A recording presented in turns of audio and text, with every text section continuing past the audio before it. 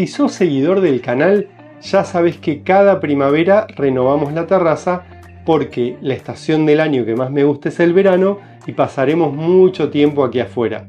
Así que te iré mostrando por etapas qué fue lo que hicimos en la primavera 2024. Bienvenidos a otro episodio de Travel and Gardening.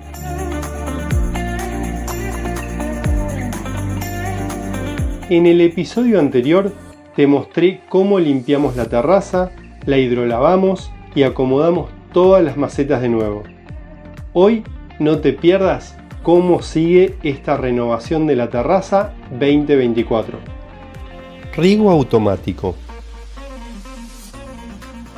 Una vez que estaban todas las macetas en su lugar definitivo, era hora de comenzar a conectar el riego automático para cada una de ellas. Ello implica que para las macetas chicas tenés una salida de agua o gotero, que además podés regular cuán abierto el gotero está. Mientras que para las macetas grandes, por ejemplo para el almendro, los sumaques de Virginia o los arces japoneses, o para plantas que necesitan mucha agua como las hortensias o las glicinas, pondremos en promedio 3 goteros por maceta. Este es el sistema de riego automático que tengo instalado en la terraza y del cual también hice un video mostrando el paso a paso, así que te recomiendo que lo veas si te interesa cómo hacer un riego inteligente de tu jardín o terraza. Nuevas plantas. Todos los años en la primavera sumamos nuevas flores estacionales para darle más color a la terraza de la que tiene con las flores anuales. En este caso, compramos algunas campánulas, dalias, pensamientos y unas que no conocía antes, que son de la especie Schizanthus wissetonensis, también conocidas como las flores de las mariposas, que son súper atractivas con su color rosa, blanco y amarillo con un jaspeado bordó. La sorpresa fue que al empezar a preparar la tierra de las macetas, donde irían estas nuevas plantas, me encontré con larvas de una plaga que ya habíamos visto antes. Fíjate en la renovación otoño 2021. Pero esta vez mucho menos desarrolladas, así que traté de sacar todas las que encontré.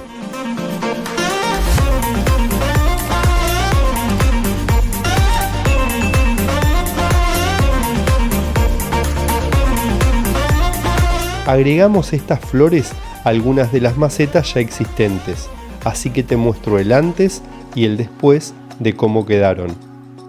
Primero te muestro a la dalia y a las flores de la mariposa, que las puse juntos a una lechuza trío entre una vinca y un hipericum. Segundo, a los pensamientos los agregué en la maceta donde había trasplantado a alguna de las palmeras que tenemos. Tercero, a las campánulas con otra palmera en una maceta más alta. Y cuarto, agregué pensamientos en distintas macetas alrededor de la terraza. Otro de los días aprovechamos para mover distintos rododendros que teníamos en diferentes macetas a una maceta más grande y terminamos moviendo de sitio también a esta maceta. Polarizado techo invernadero. Si seguís el canal, habrás visto que el invernadero fue evolucionando cada año hasta convertirse más en otro ambiente de la casa. El tema es que en verano, con el sol dando todo el día, es muy difícil que en tanto las plantas como nosotros soportemos tanto calor. He intentado varias alternativas para cubrir parte del techo del invernadero. Si quieres ver algunas de ellas, te recomiendo que veas la renovación del invernadero parte 1 y 2. Hoy te muestro una nueva alternativa, que es cómo vamos a usar una cobertura que se le pone a los vidrios para disminuir el paso de la luz. Es parecida a cómo se polarizan los vidrios de los autos. Podés elegir varias graduaciones de polarización, o también llamado BLT, transmisión de luz visible. Yo elegí un 15% de VLT, que es un tinte relativamente oscuro que proporciona una importante reducción del calor y el deslumbramiento. Bloquea el paso del 85% de la luz, lo que hace que sea bastante difícil ver el interior del invernadero, especialmente en condiciones de poca luz. Por lo tanto, atiende más a la privacidad que a la funcionalidad. En nuestro caso, más que para mejorar la privacidad, está usado para reducir el calor. Como era la primera vez que lo hacíamos, decidí probar solo con el techo de 6 paneles que mira al norte, ya que para la otra parte del invernadero ya tenemos tanto al almendro como a los sumaques de Virginia que en verano, con su follaje, ayudan a dar sombra y reducir el calor.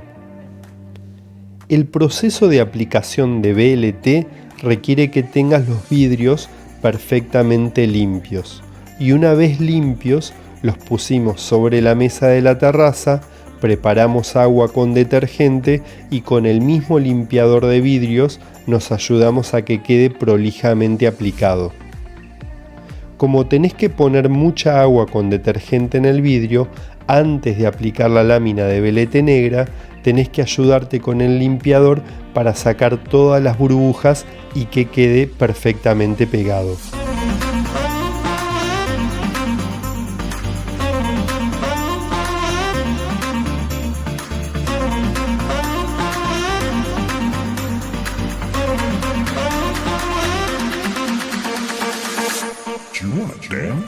Mirá el invernadero sin los 6 vidrios.